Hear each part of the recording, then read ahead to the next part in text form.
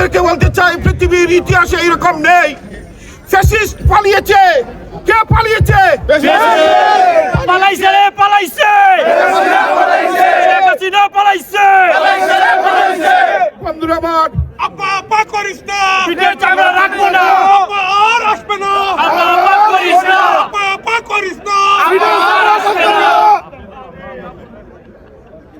আপনারা দেখেছেন, পৃথিবীর মানুষ দেখেছে হাসিনা কিভাবে পালিয়েছে। দেখেছেন না? শুধু সে পালায় নাই, পুরো সংসদের 300 জন এমপি নিয়ে পালিয়েছে।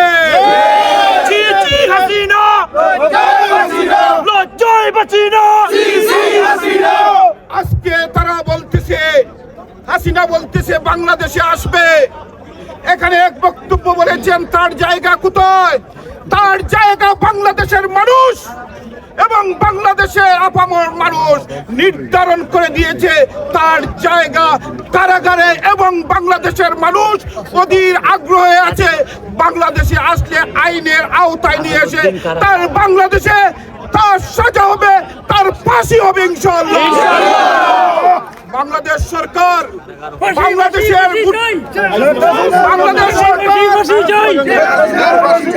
বাংলাদেশের জনগণের সরকার, জনগণের ভোটের নির্বাচিত সরকার, যারা দেশকে লুটপাট করে টাকা পাচার করেছে সেই টাকা নিয়ে যাওয়ার জন্য সব প্রস্তুতি নিচ্ছে।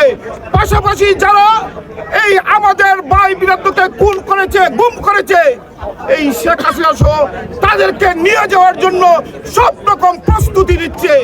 আমরা তো সরকার চাচ্ছে হাসিনা সহ এই আওয়ামী ফ্যাসিস্টরা যারা পালিয়েছিল তাদেরকে ধরে এনে বাংলাদেশের আইনে বিচার করে তাদের ফাঁসির জন্য সরকার এবং সবাই প্রস্তুত আছেন। তাই বন্ধুরা আমার, প্রধানমন্ত্রী ফ্যাসিস্ট হাসিনা এবং ফ্যাসিস্টরা সব সময় যেটা বলে তার উল্টোটা করে। অতীতেও দেখেছেন, আজকেও দেখবেন, ভবিষ্যতে আপনারা পাবেন। আপনারা সাংবাদিকতায় আছেন দীর্ঘদিন ধরে, আপনারা এই প্রফেশনে আছেন, আপনারা দেখেছেন তারা যেটা বলে এইটার উল্টাটা করে। বাংলাদেশের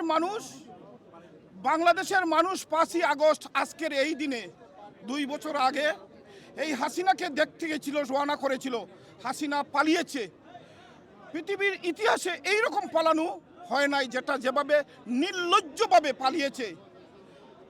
শুধু সে পালায় নাই, তার 300 জন এমপি মন্ত্রী নিয়ে সে পালিয়েছে।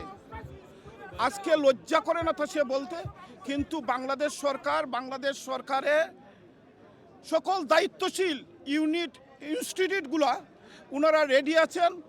আমরা বাংলাদেশ সরকারের সবাই যারা এই দেশের লক্ষ কোটি টাকা পাচার করেছে, যারা এই দেশের মানুষকে গুম করেছে, খুন করেছে, লক্ষ কোটি টাকা রিটার্ন আনার জন্য ব্যবস্থা করতেছে, দেশে বিদেশে লবিং করতেছে, এবং তারা গুম খুন করেছে তাদেরকে ফিরিয়ে আনার জন্য আমরা সব রকম প্রস্তুতি নিচ্ছি।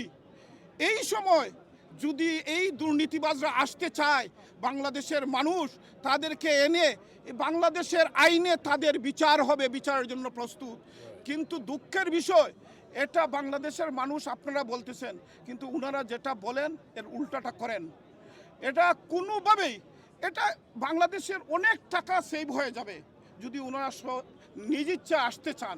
কিন্তু আসার জন্য বাংলাদেশ সরকারের অনেক বড় বাজেট, অনেক কাজ করতে হচ্ছে। এটা কাজ সরকার করতেছে।